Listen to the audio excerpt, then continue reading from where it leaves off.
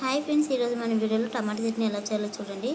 First stove వెలిగించి ఒక కడాయి పెట్టుకొని అందులో నూనె పోసుకొని నూనె మంచి వేడి కాగానే కొన్ని పల్లీలు అలాగే ఒక చెంచా జీలకర్ర వేసుకొని ఒక 7 పచ్చిమిరపకాయలు కూడా వేసుకొని ఈ మూడింటిని మంచిగా వేయించుకొని ఒక ప్లేట్లో తీసుకొని పక్క పెట్టుకోండి.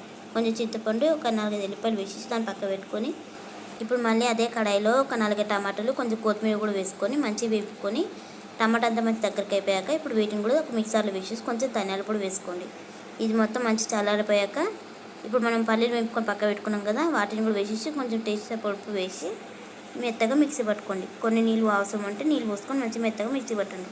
ఇలా మిక్సీ పట్టేసి దీన్ని పక్క పెట్టేసి మళ్ళీ అదే కడాయిలో తొక్కకి పోపు పెట్టుకోవాలి. సో నూనె కొంచెం వేసుకొని నూనె వేడిగానే కొంచెం జీలకర్ర ఆవాలు వేసేసి ఒక 4 ఎండుమిరపకాయలు అలాగే కొంచెం మినపప్పు వేసేసి ఇవన్నీ నూనెలో మంచిగా వేపాక కొంచెం కరివేపాకు కూడా వేసేసి కొంచెం పసుపు వేసి మనం ముందుగా తొక్కనూరు పెట్టుకున్నాం కదా, ఆ తొక్కను కూడా ఇందులో వేసి